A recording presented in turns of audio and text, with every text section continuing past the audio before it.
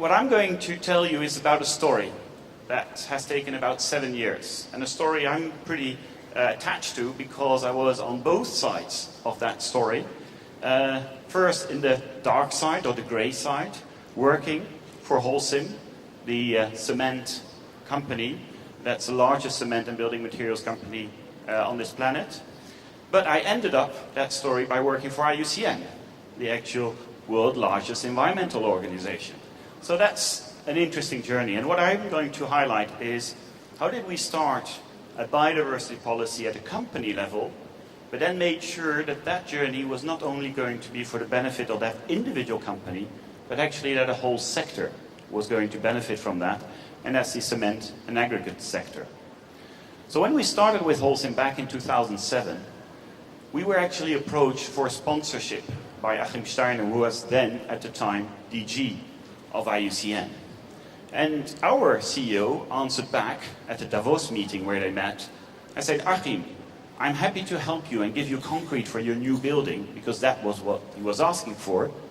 But what am I going to get out of IUCN by working with you? And that was actually the start of this relationship between IUCN and Holcim.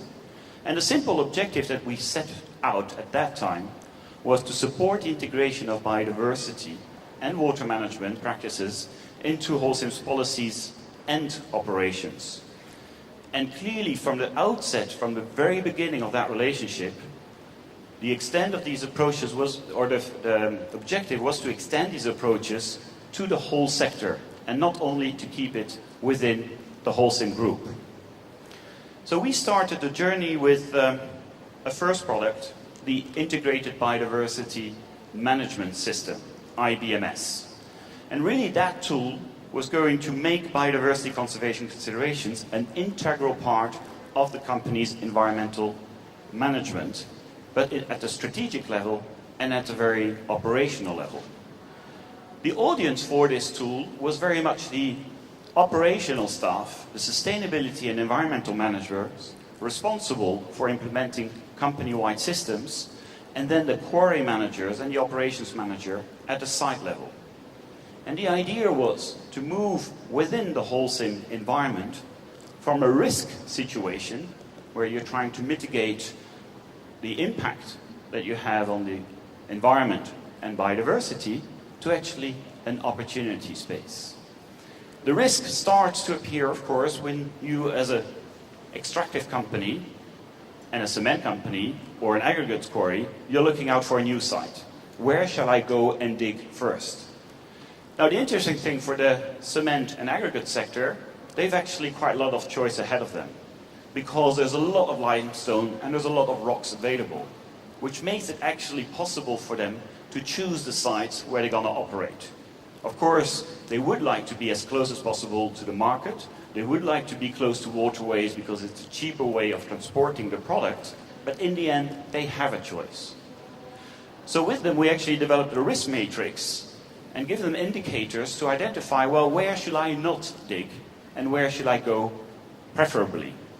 So there is really a risk and opportunity assessment possibility at the beginning of any operations out there. But many quarries are already out there. Holcim has 700 quarries around the world. So what do you do then there in biodiversity management? Well, it was about, again, risk mitigation, which you've heard about a lot earlier in the sessions and other sessions before, but also biodiversity management on site. And really what we try to do during that period is actually see, can you actually operate a quarry and at the same time manage the biodiversity? And we had some examples in the earlier session showing that when you are starting to dig a certain area, you have some pioneering species appearing. Well, how are you going to take care of these elements? The other element was also, how are you going to plan the rehabilitation or the restoring of the site?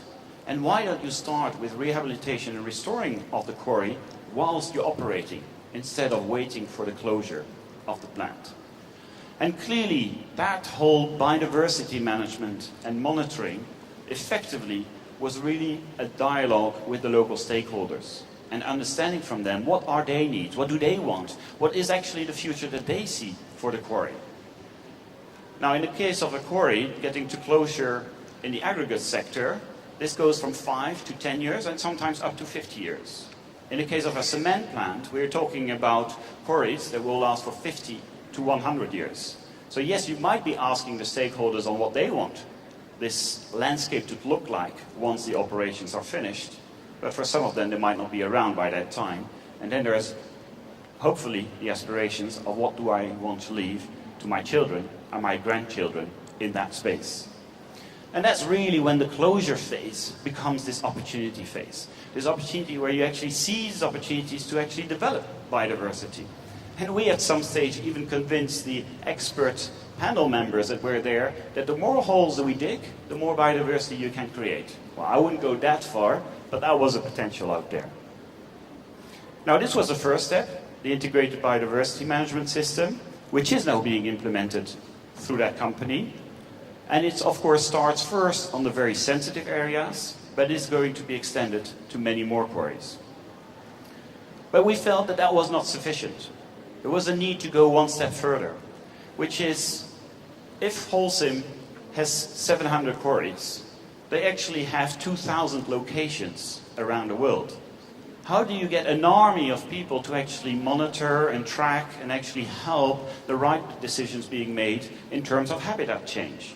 Well, that's where the Biodiversity Indicators reporting system came in, which was a simple guide for non-experts to see on how they could judge and how they could influence decision at the local level, going and talk to the local stakeholders and find out what are the best options.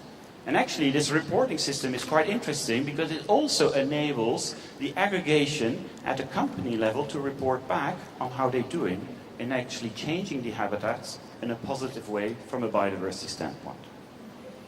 But that, again, was not enough. There was a need to go further, which was 7 countries were audited, and clearly the regulatory framework in these countries was not conducive to these 2 tools that were developed previously. Basically, the directives that were in place, and this is valid for some European countries, or the way that the regulations were implemented on environmental management just didn't enable that company to operate and be super efficient. In Spain, for example, they're asking you to restore a quarry as quickly as possible and make it green. And they are asking to have trees planted in a forest of olive trees. And I'm saying trees planted. That was the kind of requests that Holcim was getting from the local authorities. So there a guide was developed to actually provide to the regulators some tools and suggestions on how they could change their environmental framework to make it an easier way of implementing a biodiversity management policy within a company in the cement and the aggregate sector. But as I say, this journey started 7 years ago with Holcim. So IUCN picked one leader of the industry, developed some best practices with them, and then the idea was really to make these tools then available for the whole sector. Effectively, in the last 3 or 4 years, these products were kind of de-Holcimized. The logo of Holcim has been taken off. Some more neutral pictures were being used. And there is actually a brochure that I've distributed on the 2 tables for you to look at. And these 3 tools are made available for the whole sector. And the great thing is that actually the trade associations have started supporting this. And they became the ambassadors of spreading out these tools. So the logos of the 4 institutions that you see out there is the World Business Council Cement Sustainability Initiative, who actually regroups 50% of the cement producers worldwide. The FICEM, which is the trade association for the Spanish and the Latin American cement producers. Semburo, which is the European Cement Association and covers then all the players in that field, small and large. And then the European Aggregate Associations, which has covered a myriad of very small aggregate operations, and they now embracing these guidelines. Now the next step, that's the next step of the journey, which is, can we actually create a framework where the public and also the financial policy are going to reward these companies that are progressive and doing what needs to be done in terms of biodiversity, because they've seen this as a part of the business case. We actually think that these tools could be well extended to other sectors, and we are trying and we are talking to other sectors to see if they could embrace them and how we would adapt them to make it working for them as well.